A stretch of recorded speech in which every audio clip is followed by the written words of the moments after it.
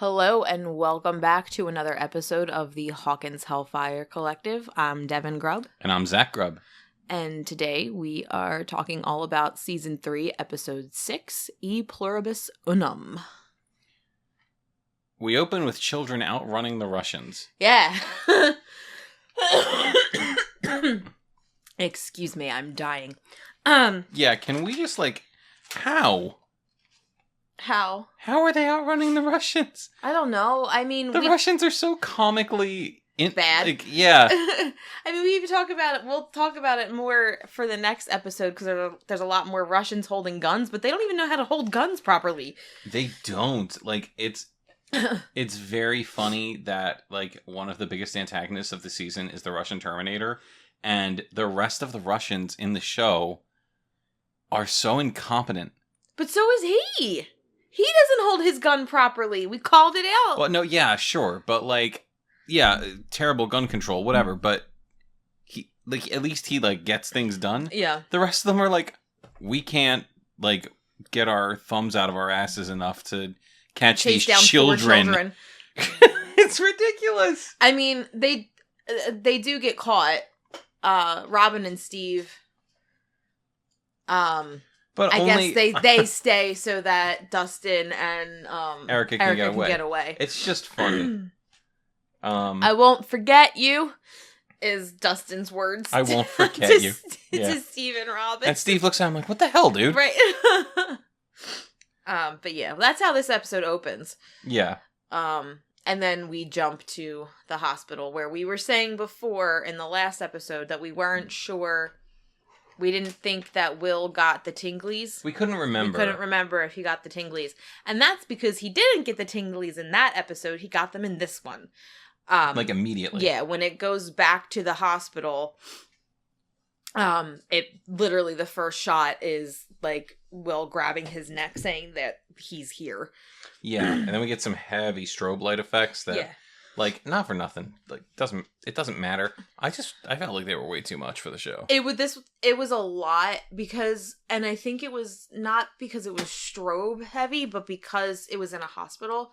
Hospitals have fluorescent lighting anyway. Yeah. So I think when you're making that kind of a light flash like that, even if you're not sensitive, even if you don't have light sensitivity or anything Mm-hmm. it's gonna be a lot. Yeah. But it's because Nancy is being chased by I have the goo monster. I think we landed on a term for it. Oh, the rat flayer. The rat flayer. Rat flayer, or part of the rat flayer, is chasing her through the hospital. Yeah, and it can melt under doors. Yeah. I forgot how impressive this monster looked. I really did. Mm-hmm. I've been playing a lot of Dead Space. I'm a big fan of just horror media in general, but specifically horror video games. This thing looks like it was ripped from Resident Evil 2 or Dead Space, the fleshy mound monster with the open mouth and the splitting body parts. Yeah, it's so good. It's really good. I would argue that the design of that thing is actually cooler than the fully realized rat flayer. So, yeah, I mean, we don't see that in this episode, I don't believe. Or at the end of it, I think we do. Sort of. But, yeah, it's not... It's a lot. And that's I think, because it's Billy's interpretation of what it's supposed to look like. So it's all messy and jumbled. Totally. But, that aside, look at all the monsters from Stranger Things so far. That thing is my favorite monster design in the show. Really? Yeah. Yeah, even more than the Demogorgon. I think that thing is straight up terrifying. I don't know. It's funny to me that, in my opinion, the most terrifying monster the show has ever made is in the silliest ass season. See, I think the scarier... they did me dirty. But the Demobats are pretty terrifying looking. You're terrified of bats, but I don't like bats in the first place. But these ones have those. They have that sucker kind of mouth. Yeah, I don't like them. Yeah, she doesn't like sky puppies. I don't. Yeah, but that's besides the point. Moving on. So 11 saves the day, throws it out the window. You think it's dead, But it's not, because it melts. It turns back to goo and goes back to the Flayed, who are all so sweaty. Yeah. Well, they're I connected know, to the Upside Down. I know They're why. gonna be sweaty. It's just really funny that, like, Hey. whenever you see, it's this group of people that are just, like, soaked. If they weren't sweaty, if they were not sweaty, we would be complaining about continuity errors. This is true. Because this is the That's kind what of we do. shallow, pedantic people we are. Yep. We would be annoyed. We would just be annoyed, like, why aren't they sweaty? Now, and I'm complaining that they're so too hot. sweaty. Did the Gravitron exist in the 80s? I think it did. So you talk about this. I'm gonna look it up.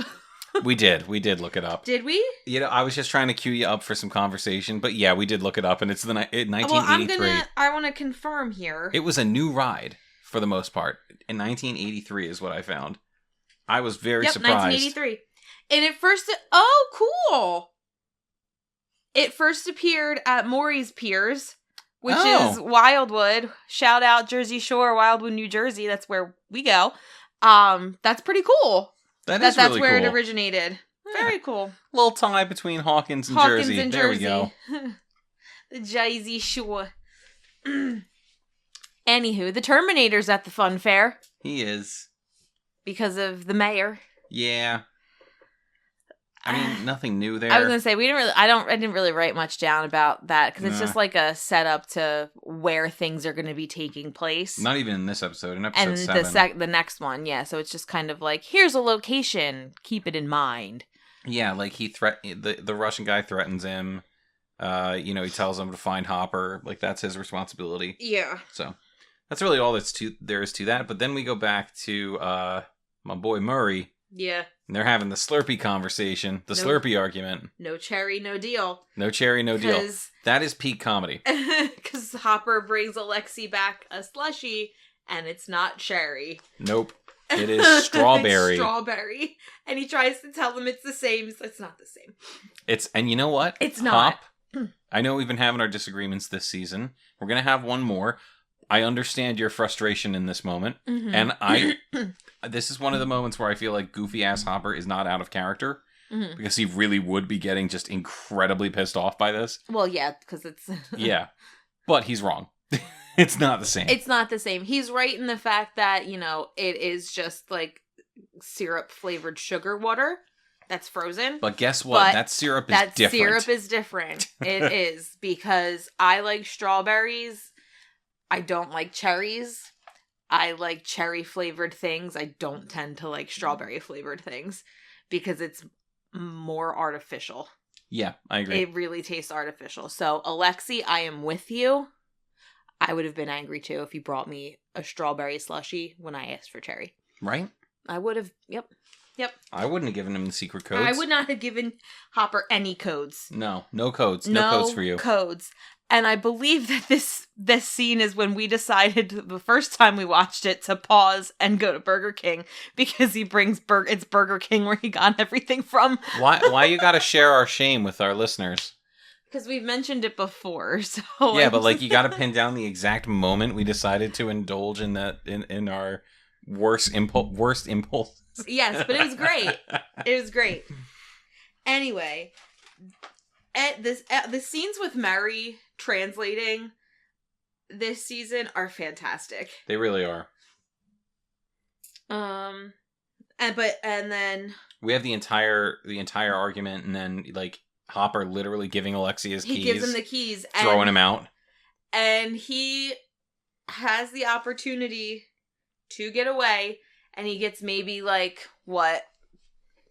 10 feet, yeah, and he decides to stay because Hopper is right, and he says, "I like strawberry too." Right, but it's because like Hopper says he's not going to leave because he's scared, and Hopper is kind of right. At this point, Alexi is afraid of what they're going to do to him if they find him. They kind of screwed him by capturing him. By capturing him, they really did because he was just the science guy. He wasn't the soldier or whatever. I mean, if he didn't do his science-y thing, they probably would have killed him anyway. But what he was doing was working. They killed the lead scientist he worked under at the beginning of the season when it didn't work. Right. And now what Alexi's doing is working, so he's in a good place with them, but because he gets kidnapped... It's like Hop said, there's no way they would believe him that he got away on his own. Right. They would assume he was like compromised and just kill him. Yeah. And he like that's the smartest thing Hop has said all season. Yeah. And he's absolutely right. But he comes back and he's like, he says something in Russian, and Murray and I think Hop goes, "What did he say?" And Murray's like, he said he likes strawberry too. Yeah. So we go from there to our fearless crew. Dustin and Erica are in the vent, and we find out that Erica is a big nerd. Yeah, he's like, "You are a nerd. Math whiz, political opinions, My Little Pony. You're a huge nerd." Mm-hmm. She says... Go on. I think you're going to say I was just going to say, we find out where she gets her D&D name from. Applejack was a character on My Little Pony, so she made Lady Applejack is her D&D character name. I like how she's like, "How do you know about My Little Pony?" And Dustin's like, "Because I'm a nerd." Oh my god! And like they're beating the shit out of Steve. And they're like, "Who do you work for?" He's just telling them the truth. He's like, "For the last time, I work at Scoops Ahoy," and right. they just keep kicking his ass because they don't believe him for telling the truth. Like, it's so improbable that they would have uncovered any of this. That they're just like, "There's no way you don't work for an ice cream parlor." And then we do cut to Robin, who she's super spunky this season. Like, she has got like such a spark. Like, she spits in a Russian general's face. Yep. Like, I don't know that Robin of season 4 would have done that. This is not the same neurotic mess of a character that we get in season 4. She lost all of her spunk. Like, I still really like Robin. Same. Even in season 4, but there's some differences between the Robin that we meet this season and the Robin that we see in season 4. Like, a lot of the dangers of season 4 are very obscure up until the very end, because they didn't see Vecna, didn't, and it's funny to me that she would be so scared, I guess. Not scared. I don't know. She wouldn't carry herself with that same kind of confidence she did when faced with literal Russians in their own base with guns and needles. Well, maybe that's why. There's no tangible thing for her in season 4. I don't know. Yeah, I mean, I'm in the opposite camp. I feel like if they're the fact that there's no tangible thing should make it less scary for her. Right. Should bring out less neuroses. But I don't know. Maybe I'm wrong. And I think it's totally fine to think the other way too. Yeah, I don't know. It's just, she's definitely not the same character. She's still great, but there's some differences. Like I wonder, she would have had a little bit more oomph. I wonder if that was just to serve the plot, because they knew they were going to team her up with Nancy, and they couldn't have two badasses. That's true. That's true, because she would be, she would vie for that badass spot. Yeah, exactly. Well, season 3 Robin would. Yeah. Jonathan was limping. Seems fine now. Yeah, he was standing up straight and everything. Like, dude, you just got your back beaten in. Yeah, you had your spine snapped. And you're okay? All right. Yeah. I don't think 11 healed you, but okay. Jonathan's doing just fine, apparently. 11 finds Billy and the Flayed. Before that but is you the wrote argument more about of that Mike, stuff, right? Yeah. So everyone, like, Mike is legitimately scared for her. Like, he is terrified for her because he knows how crazy all of this is and how ridiculous it's going to get. That he also, and it's in this moment where he thinks that they're using her power too much. Yeah, because she's been, like, looking around for Billy. Her nose is bleeding profusely. Yeah, there's, like, bloody tissues all around her and everything. She already collapsed in his arms once. Then she had to fight that monster. Now she's, like, looking everywhere for Billy. And he's terrified. He's like, You're using her powers too much. We shouldn't be doing this. We should be trying something else. And everyone thinks he's being an ass because it's like, oh, she should make her own choice. Right, blah, she should blah, make blah. her own choices. And he's like, no, I'm worried because I love her. Yeah. And then everyone's like, oh. Yeah. Oh, he used the L word. Mm-hmm. This isn't Mike being an asshole. Like, he's scared for her. But, like, he makes a lot of sense in that He does. instance. You know, he's worried about her because he sees the physical toll that it's taking, and nobody else is. Everybody's like, oh, well, she's still doing it, so she must be fine. And he's like, no, she's still doing it because she doesn't want to let you down. Yeah. So you gotta let her stop. Like, give her a break. Because she's not gonna say no. She's not gonna be like, oh, no, I need to take a break. Like, this is too much for me. It's gonna be like, no, I have to help my friends. Because that's the mentality that Plus, she has. She sees this as her responsibility. Right. Like, oh, I can do this. I have this thing that nobody else can do, so I'm gonna help my friends. Yeah. So I think then we go back to Alexi kind of explaining everything to Hopper and Joyce. Yeah, he explains that the machine is trying to reopen the gate. Yeah, and they have to, like, because it's easier to open a gate in Hawkins. Yes. And they have to get to the gate, they have to get to the machine, and they have to shut it down. And Hopper's like, I will get you there. And Alexi, like, laughs in his face. Calls him Fat Rambo. Yeah, Frambo. He says you're like a fat Rambo. But this is what caused the particles that we saw in the beginning to kind of come back to life. Yep. Because the gate was open. Now it's not opening like all at once. It's opening slowly, so it's causing that energy from the upside down to kind of trickle out. Yeah. Which is what brought the particles back to life. And that's probably why it's like a slow-moving kind of build with, like, the everybody else. I don't know. It's a very good point, actually, because I think we said in an earlier episode for this season, like, why did what was left over of the flare, like, just kind of lay low until this point? Because it had no connection to the Upside Down. Right, and now it does. A very mild connection, but it is something, and that's right. how it's able to reconstitute itself. Yep.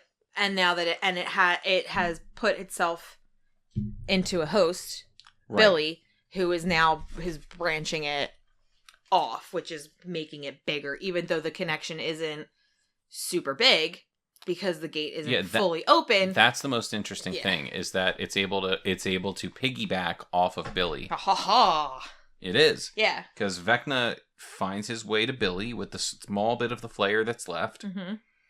And he's able to build it a body utilizing Billy. Yep. I'm just saying things that we all know at this point. Yeah, but no, that's exactly where it's happening. Yeah, so it's interesting to think that if the gate was fully opened, Billy would probably be unnecessary. If the gate was fully open, they wouldn't need that. Yeah. Well, I mean, the gate wasn't fully open when 11 closed it, but no. You know what I mean, if it were larger. No, the fully opened gates is what is created by Vecna next season. Yeah, and actually, you know what? Even more interesting. If the gate was fully opened, without the little bit that was left behind by Will, none of this would work. Because the only reason the Mind Flayer was able to get to Will was because Will was in the Upside Down and coughed up one of those things. Yeah. There was nobody else like that but Will. So if that little bit of the Mind Flayer wasn't left behind, like, there would be no plan here. They wouldn't be able to do anything. It's because that thing got trapped on the other side that they're able to do this at all. You're right. So it's all Will's fault. Let's blame no, we love Will. Let's blame Joyce. Okay. Because if she got it out faster, it would have made its way back. There you go. Okay. We're gonna blame Joyce. We don't blame Joyce for anything. No. Let's blame Joyce for this. Okay. Back to the Alexi conversation. It's really funny that he says that breaking into where the like the lab and the thing opening the gate, breaking into the facility is impossible to do. Yet our Scoops crew for Dusty Buns to do it because he gets it done. Because Dusty Buns gets it done. So, on that note, we go back to Steve and Robin, and they're tied up together, and they have Before that, we have Erica and Dustin finding that room full of stuff. He gets the keys. Oh, right, he gets the keys, and she finds a cattle prod. Oh. Erica's ready to throw down. She's got, she's got the fatal weapons, and Dustin's like, what? Like, do you need that? Oh, and they found the cages. Right, the cages for the Demogorgon, which is why they have the cattle prod. Yep. And then we go to Steve and Robin heart to heart. And that's alluding to season 4, because I don't think that comes up again for the rest of these episodes. It's just something that we got a hint of with that cage. Oh, yeah. Pretty cool. Steve and Robin bonding. Steve and Robin are bonding. They're tied together. They're going to get some truth serum. Yep. I'm going to die in a Russian base with Steve the Hare Harrington. Yes. Steve the Hare Harrington. Ah, well. Oh, and he, they have that little conversation about how she wishes she could have been him. Mm-hmm. And he's like, it's all bullshit. And I'm like, oh, that's a really cool callback to Nancy. She's absolutely right. Because he's talking about popularity and all the things that people tell you that are important. It's all bullshit. So much character growth for Steve. Just generally speaking, every single season. Steve, we put so much into our boy Steve. Steve has come so far. I think after season 4 came out, there was a meme that I saw. Was that horse? Yeah. So it's where there was one where the horse at the beginning was drawn really, really terribly. Like a stick figure. Yeah, and then the rest it gets progressively better, and then it said Steve Harrington, and then they flipped it. And it was Jonathan. Jonathan was really, really good in the beginning, and then stick figure season 4. But it's true. Steve does come so far from what you see in season 1. Mm-hmm. He has that turnaround moment towards the end of season 1, and then season 2, he's better, and he gets really better once he's bonding with Dustin. And then this season, he's great, and he's acknowledging, his shortcomings and stuff. What's very cool about that, all of that, the entire progression of Steve is that it's very easy to do that with a character and have them end up being a completely different person by the end of it. But he's not. He's not. Steve's still the same dude. Mm-hmm. He none of his fundamental traits have changed. He's just gotten better. Well, the biggest part was he dropped the 2 goiters that were hanging around him in season 1. Yeah, Billy's sycophants in season 2. Yeah. Well, no, just the guy. The girl's not in it. I would assume. We don't see her. I don't even remember what her name was. Doesn't matter. Yeah. But yeah, so that's a big part of... Sorry to the actress who played that character. You did a very good job of playing a scummy character. Yeah. You did great. I don't mean to say your work doesn't matter. I'm just saying I don't care. Right, we didn't like you. That means that's a good testament to your acting. Not you personally. Yeah. Okay, so the next thing that we get is Billy just sitting in his room, staring. 11 has found him. Yep. And he's sitting in his room, just staring.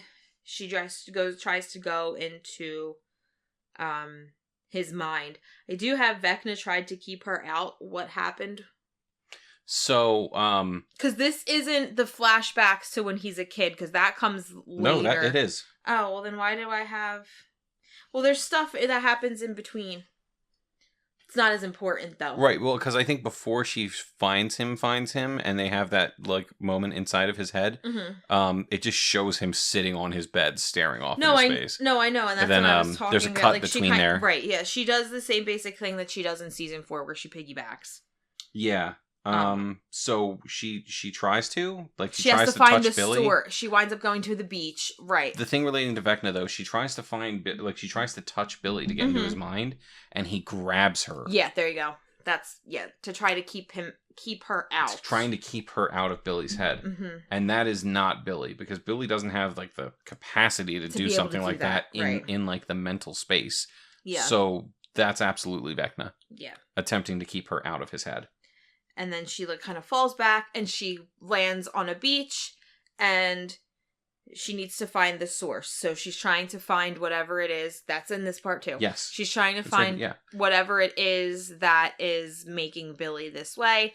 And she finds it like farther down the beach. And it's this like, it looks like Vecna's mindscape. It does. It looks like Vecna's world. It's red and black and not like the upside down that we always see. It looks like Vecna's upside down. Yeah, and we get more so like in an upcoming scene it gets way deeper into this, but this is kind of the first look we get outside of Billy as like a grown-up living with abuse. Yeah. Because it doesn't outright say anything. But he's out here having fun, he's with his mom, and he's like begging her for 10 more minutes, and she is visibly scared to allow that for him. And like she's like, oh, okay. But any longer and Dad's gonna get mad. Any longer and Dad's gonna get mad, and like we as the viewers know exactly what she means. Like I'm thinking at this point, she was probably taking the brunt of the abuse. Yeah.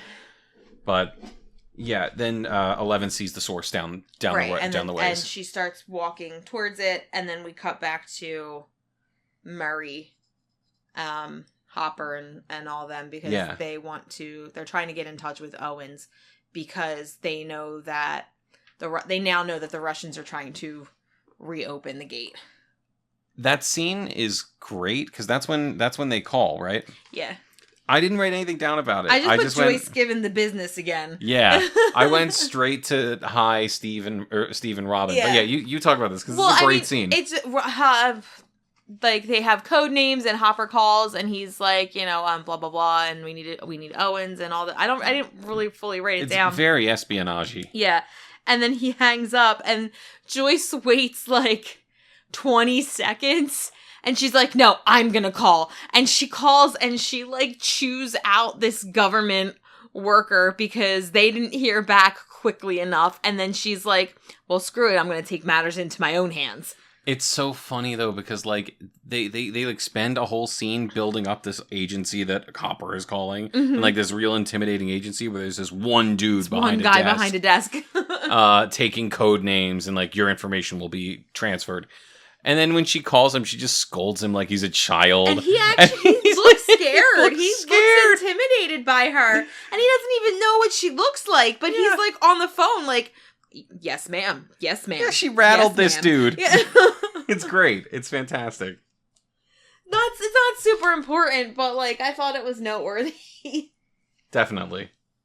And then Robin and Steve are high as freaking kites. And...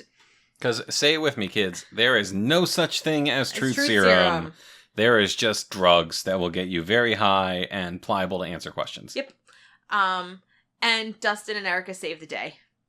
With a cattle prod. Pretty sure Dustin killed a guy. Nah, he just shocked him. Really bad, though. It got him right in his chest. Oh, yeah. He might have popped that dude's heart. He might have, like, stopped his heart. Dustin might have killed a guy. Oh, we gotta pay attention and see if that doctor shows up again. Yeah, because Dustin might have killed the guy.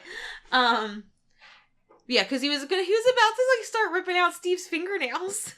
Jesus Christ. Because they were telling them about Scoops Ahoy. Again, because, shock of all shockers... They weren't lying to begin with. Didn't they also say, like, oh, no, you're screwed, like, our friends got away? Like, yeah, and even Steve name drops him. He's like, Dustin Henderson. Because that comes back around. It does, yeah. The next episode. Like, you can't go home. So we go from extremely lighthearted, like, kind of badass scene back to... a history Billy's of Billy. Mm-hmm. Yeah, a history of abuse and trauma. Right. And this is where I realize and fully understand why people like Billy and are, I guess, super sympathetic towards him. Yeah, I'm gonna argue with you a little bit there. I don't understand why people like Billy. But I understand why they can sympathize with him. No. Yeah. Yeah. This is awful what he goes through. But it doesn't mean that he should be that way towards people, and he is. And he's racist. And he's racist. But everybody wants to sweep that under the rug. But, like, being abused does not excuse becoming an abuser. No. No, it does not. I'm willing to accept that argument is much more nuanced than I'm making it. It really is. I mean, like, Billy probably never had access to whatever tools he needed to, not become that person. Right. There's probably a lot of things needed to not go down that path. And it's kind of, like, we were talking about this, inexcusable to us that his mom didn't take him with her. Sorry, I was having a sip of water. I was just going to say that, like, there is a scene in this flashback where Billy is literally crying on the floor, talking to his mom, like, when are you going to come back? Like, which means that she up and left him with the abuser. And like, the little we see of them together comes across like they had a fantastic relationship. Right. So I don't really understand why. And I don't understand how you could. Like, if you are in that kind of a situation and there's children involved, I mean, I don't know. I can't speak for everybody, but I can speak for myself. If I was in that kind of a situation, and I know it's all, well, you don't know, and you don't know. But I feel like if that happened, my number one priority before myself would be, let me take care of my kids first. I don't know. Let me get my kid out of this situation, and then I can figure it out. My kid who probably just got punched in the face stopping my husband from being abusive towards me. Right. Like, because that's what's happening. Like, that's why Billy is getting abused, because he's trying to stand up for his mom, and then she just up and leaves. Like, what, you think that this 10-year-old can take care of himself with this awful man? Probably not. No. And from what we see, it didn't seem like Billy had any of these tendencies before he was left on his own. Right. Because there's some time passing and you see Billy becomes this bully and he's like beating up other kids and stuff, and essentially saying the things that his father says to him to the people that he's beating up. Yeah. Because he doesn't know what else to do. He's got no other way to channel the anger, I guess. Yeah.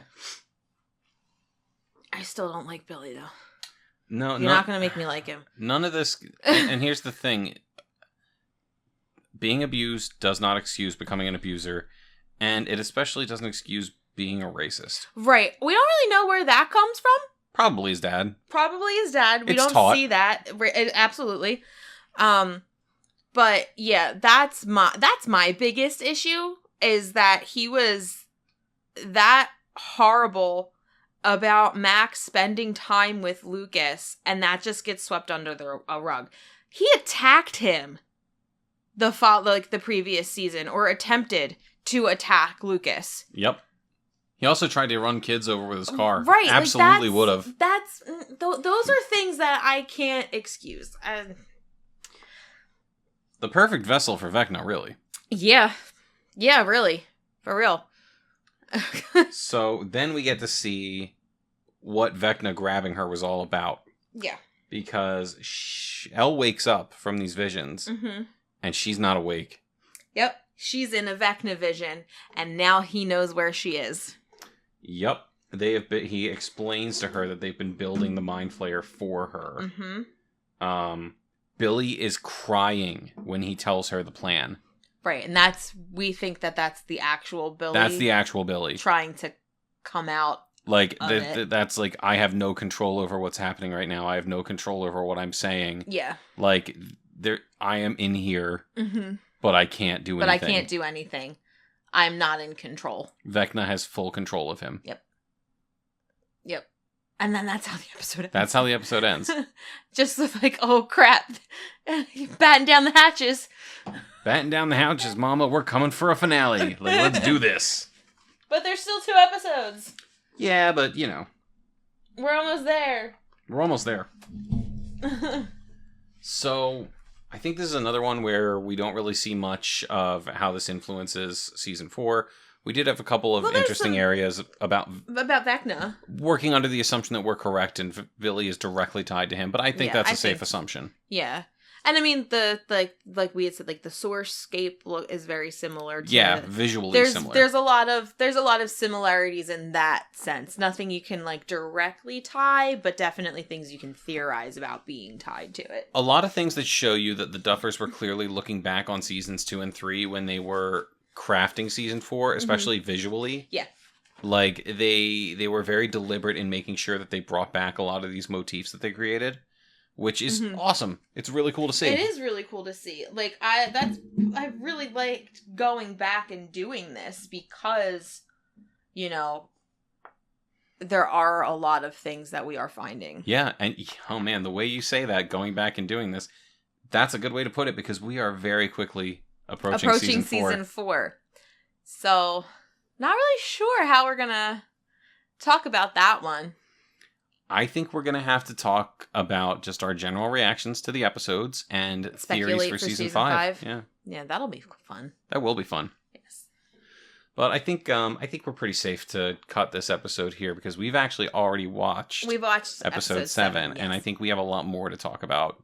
Yeah, in episode 7. I think I have a lot of notes for episode 7, and I'm sure I'll have a lot of notes for the finale as well. So yeah. I think it's safe to say, signing off from the Hawkins Hellfire Collective. It's my birthday! It is! This is being recorded on Friday, even though it gets put out on Sunday. Because we're behind. Yeah. But yes, happy birthday to my lovely wife. I got my last Eddie shirt that I needed. She did. She found it. I found it. The last one that I need to add to my collection. Until they make more Eddie shirts. Until they make more. Yeah. I promise that will not be all I talk about when we talk about season 4. She's lying. No, I'm not. Because there's a lot of good in season 4. I also ordered her the Netflix exclusive Eddie U2's figure. I know. I'm so excited. I know you are. He's so cute. He's in his little upside down guitar outfit. He's so cute. Yeah. So if you follow the Instagram, I guarantee she'll be posting a picture with it when it gets here. Oh, I should just post a picture with all of my Eddie merch for I don't know if there's a camera big enough. Probably not. I have a lot. The money I have spent. So let's try this again. Signing off from the Hawkins Hellfire Collective. This has been Zach Grubb. And Devin Grubb. Dusty Buns. Gets it done. Especially. With a cattle prod.